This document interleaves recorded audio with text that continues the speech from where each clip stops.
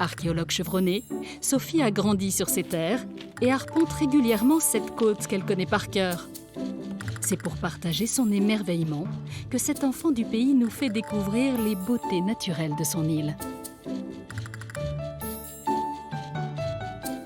C'est à Girolata que Sophie retrouve Jean-François, le responsable de ce port vraiment pas comme les autres, avec un accès limité. Ici, on vient à pied ou par la mer. Bonjour Jean-François. Bonjour. Ça va? Ça va bien et toi? Oui, ça va bien. En hiver, une quinzaine de personnes seulement profitent de ce havre de paix et de tranquillité. Alors tu vas nous faire découvrir l'histoire de Girolata. Bah oui, on montera à Pontfortin qui est un des éléments forts du village. Depuis toujours, Girolata est une anse à l'abri du vent. Des eaux calmes qui permettent d'accoster facilement. Un lieu de repli stratégique convoité par les pirates. Un site unique sur le littoral qu'il a donc fallu protéger. C'est sur les hauteurs de Girolata, à l'entrée du port, que Jean-François et Sophie nous emmènent. Donc aujourd'hui, on accède par ici, mais ce n'est pas l'entrée d'origine du Fortin. L'entrée, elle était au-dessus de l'entrée du port. Plus difficile d'accès. Plus difficile d'accès, beaucoup mieux défendu. Et ici, la muraille était fermée à la hauteur de la muraille qui est autour. D'accord. Donc là, on va monter sur le bastion ouest, d'où évidemment on découvre tout le golfe, et d'où on a une vue de l'ensemble du Fortin. Et on peut imaginer donc quand même que c'est sur un plan classique avec la citerne comme pour les tours génoises. Celle-ci est vraiment une tour génoise. Elle a été construite par l'Office de Saint-Georges directement. Le principe, c'est toujours qu'il y ait une citerne, toutes ces tours littorales, une citerne dans la partie basse et les niveaux habitables au-dessus. Il y a 2 niveaux habitables avant d'arriver à la terrasse, qui est le lieu de travail, de guet et de défense éventuellement ultime. Le Fortin de Girolata est l'une des 69 tours génoises encore debout sur le territoire corse. Construite sous l'autorité génoise entre le XVe et le XVIIe siècle, elle ceinture l'île tout au long de la côte. Elle protège les habitants des invasions morts et autres pirates barbaresques qui prenaient les villageois pour en faire des esclaves. Il fallait absolument maîtriser le seul endroit abrité de la côte entre Calvi et Ajaccio, grosso modo, donc connu des pirates de l'époque. Donc il fallait absolument faire un ouvrage qui empêche les pirates de venir se réfugier dans le port. Car la menace était bien réelle. De nombreux marins, aux intentions diverses, trouvaient refuge à Girolata. Parmi eux, un pirate de triste réputation, le célèbre Barberousse, dont la flotte fut détruite par les forces génoises.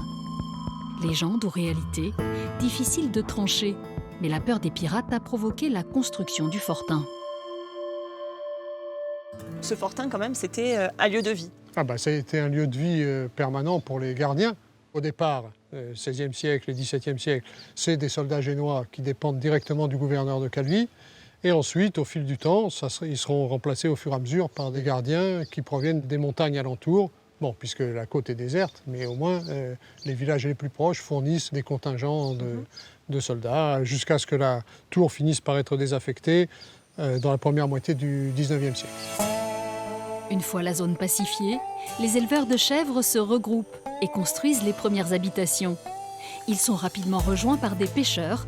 Le petit port de Girolata est né. Donc, nous voilà arrivés sur l'Agne, sur l'Érablé. L'Agne, qui est un des témoins de la vie du village depuis ses origines. Et qui témoigne du coup de ce passé agricole. Et il faut s'imaginer un paysage différent du coup. Ah bah, tout le bas des versants était cultivé à l'époque. Il n'y avait pas de la végétation qu'il y a aujourd'hui, qui a reconquis l'espace au fur et à mesure. Et donc là, c'était l'endroit où on battait le blé et on séparait le grain de l'épi. Et avec le vent, on soulevait la paille et on récoltait le grain dans la hadia. Toutes les aires sont positionnées de la même façon, à un endroit plat et à un endroit où il y a du vent. Pour lever la paille à la fin de l'opération, le vent aide énormément et donc toutes les aires de battage étaient construites de cette façon-là. Et toi, tu as pu voir, tu as été témoin donc, de l'usage encore de cet érablé? J'ai été un témoin, mais j'étais tout petit enfant. Donc témoin. Témoin, il n'y a rien à dire. Et j'ai connu la fin de ce mode de vie par le biais de mes parents et de mes grands-parents qui, eux, avaient vécu de cette façon-là depuis toujours. Face à la mer et face au vent, ces pierres parfaitement alignées témoignent d'une certaine douceur de vivre que vous apprécierez vous aussi.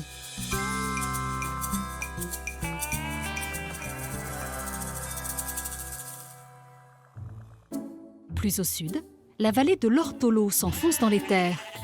Le bruit des vagues a laissé place à de bien curieux cris.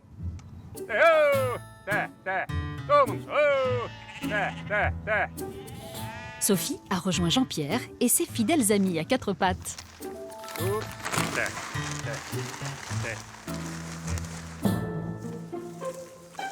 Bon, Jean-Pierre, elles sont belles tes brebis. Elles sont magnifiques. On voit qu'elles ont un beau poil, elles ont de belles couleurs aussi. Elles ont de belles couleurs et elles sont très belles parce que c'est des brebis corses. Chauvin, Jean-Pierre? Non, pas du tout. Il est juste amoureux de son métier et de son terroir.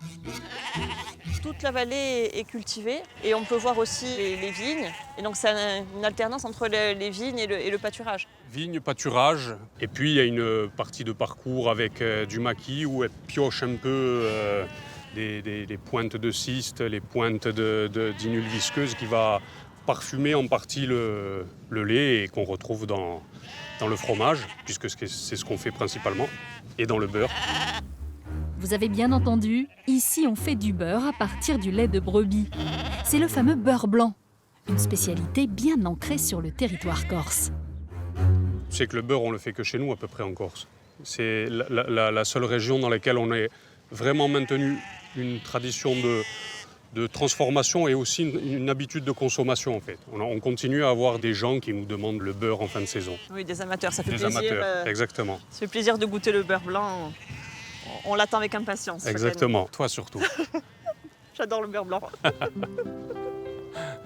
Si vous aussi vous aimez les saveurs subtiles, sachez que ce beurre blanc est produit dans des conditions bien particulières. Tradition oblige. On fait le beurre en fin de lactation, en ce moment justement, parce qu'on commence à les tarir et qu'on est sur des laits qui sont très gras. Parce que la quantité diminue, ils deviennent très gras. Ils sont un peu plus durs justement à faire en fromage et ils se prêtent complètement à la transformation pour le beurre. Je vais profiter de l'occasion, puisque je suis là, je vais te prendre un peu de lait et je vais rejoindre Gabi à Yenne pour préparer un peu de beurre blanc et me régaler. Ok, on y va. Allez, allons-y. Et Sophie a bien raison. Le lait, c'est essentiel. Mais il reste encore un peu de travail avant la dégustation.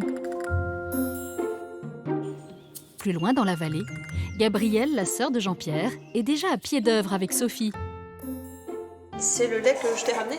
C'est ça, le lait qu'on a écrémé. Donc on a séparé la crème du lait. Ensuite, on l'a laissé maturer et là maintenant, on l'a baratté. Donc ça a séparé le beurre du bas-beurre. Le bas-beurre, appelé aussi lait ribot, est ce liquide blanc au goût aigrelet, résultat du barattage. En fait, c'est pour le laver, c'est pour enlever vraiment bien le bas-beurre parce que c'est ce qui permet que ça ne rancisse pas en fait. Et en même temps, donc l'eau fraîche modifie la texture? C'est ça, ça permet de pouvoir le mouler plus rapidement. Ça lui donne une texture plus ferme. On va le saler. Tu mets à peu près combien de sel? Ça, c'est mon petit secret. Ah, tu as raison. Faut pas tout divulguer. Ah non, pas tout. Hein. On va bien l'égoutter, bien le presser. Hop là. Qu'il n'y ait plus du tout d'eau, plus de bas-beurre. Hop, et après, on va le mouler. Tu veux essayer? Bien volontiers. Ah. Tu t'es lavé les mains, c'est bon? Oui, c'est fait. Nickel. Je te mets une motte dans la main. Et en fait, tu laver essayes de la presser? De la presser comme ça, tu fais sortir bien le bas-beurre. Ça reste bien? Oui. Je vais prendre une feuille. Et bien une petite motte. Hop là. Écoute. Parfait. Voilà, pour une première. C'est super. Et voilà, celles-là seront prêtes pour samedi. En attendant de retrouver son beurre favori sur les étals des marchés locaux, Sophie ne peut résister au plaisir d'une dégustation immédiate. Il est délicieux. Il est délicieux. Moi, je me revois bien là, hein, quand j'étais petite, avec cette feuille d'arôme qui enveloppait le beurre. Ouais. C'est vraiment des souvenirs D'enfance. d'enfance, tout à fait. Ouais. À vous maintenant de fabriquer vos propres souvenirs et d'emmener avec vous un petit coin de Corse, à consommer sans modération.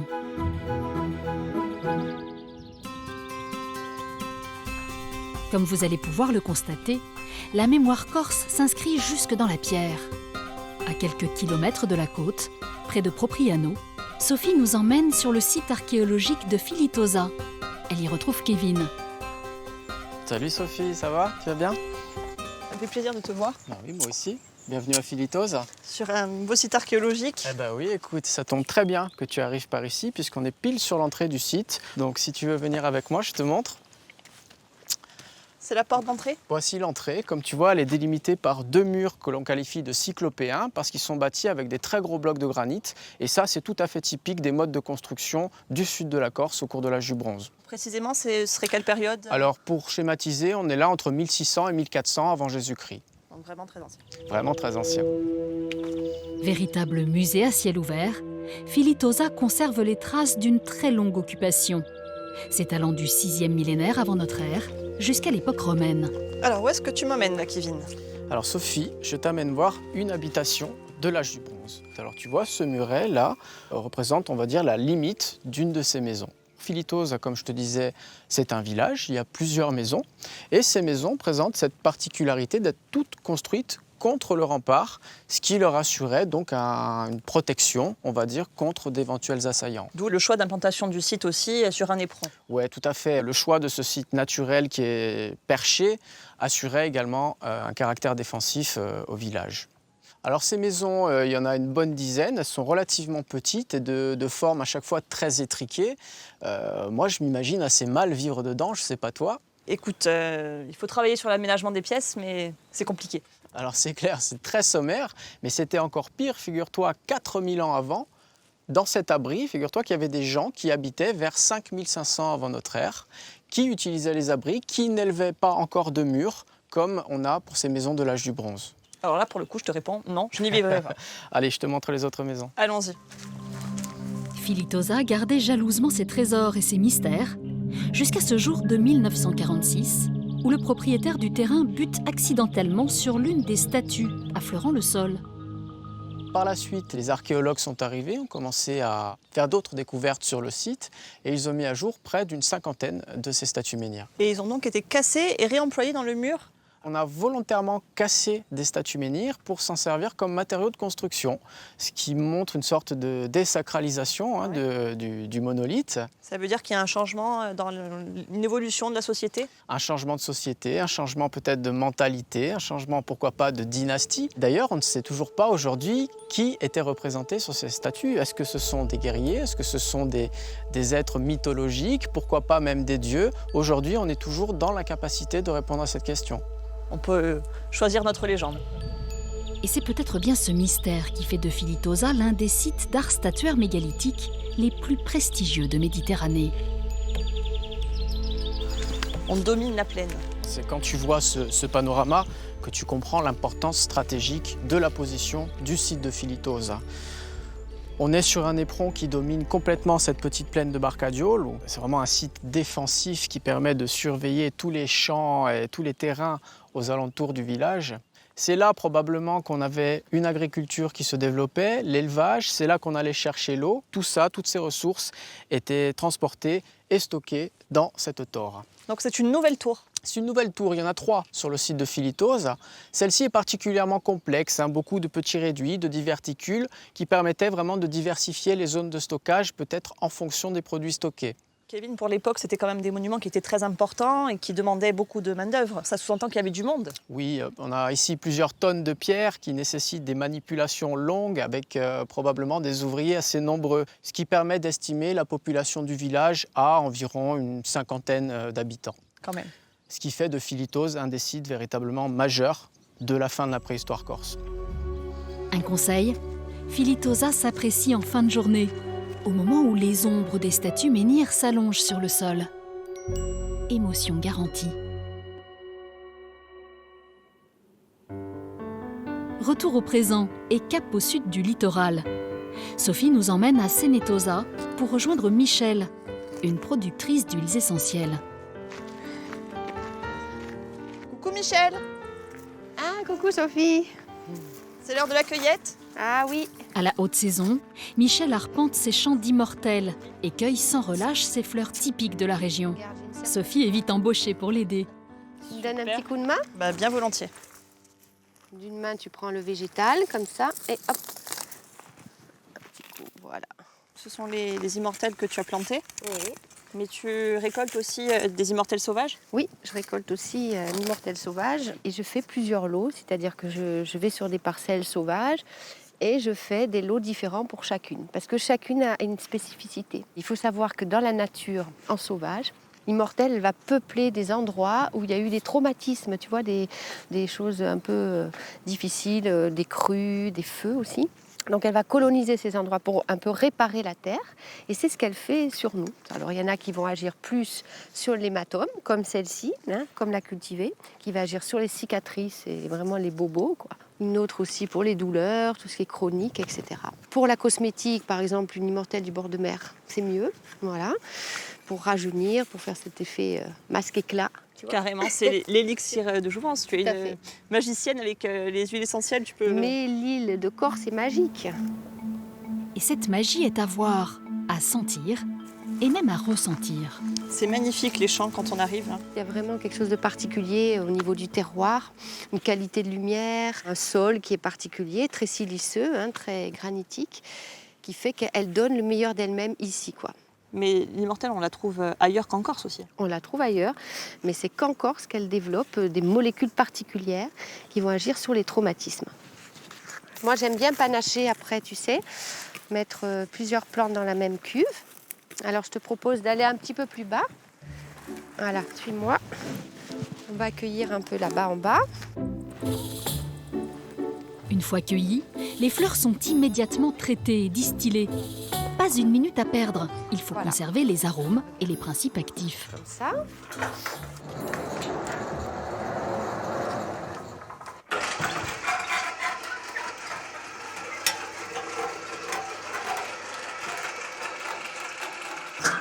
Vas-y, rentre. Hop. Voilà. Donc tu fais des tours. Ce qui compte, c'est de faire le plus de tours possible. Oui, là on va en mettre parce qu'effectivement ça se passe déjà Voilà, bien. tu vois. Mais je prends un bain d'immortelle là. Ah oui, Je faisais ça avec la vigne quand j'étais petite, maintenant avec les immortelles. c'est vrai. Enfin avec le raisin plutôt. Alors tu vois, là, tu fais la danse de l'immortel. La danse de l'immortelle. La danse de l'immortel, voilà. C'est tout le travail de toute l'année. Et là, aujourd'hui, c'est la récolte. Et c'est enfin, on va récupérer le nectar de tout ce travail, tout ce qu'on a fait toute l'année. On va fermer le couvercle. On la pose comme ça. Chauffées à 100 degrés dans l'alambic, les immortelles libèrent leurs bienfaits et leurs parfums. En fin de distillation, on récupère l'huile essentielle proprement dite et l'eau florale, puis on les sépare par simple gravitation. Je te laisse sentir. Comment tu trouves? C'est hyper concentré, c'est très très fort. Ah oui, c'est très puissant. Tu as vu toutes les plantes qu'on a mis, 100 kilos tout à l'heure, pour récupérer juste ça. Réparatrices et parfumées, les immortelles renferment à elles seules tous les trésors de la Corse.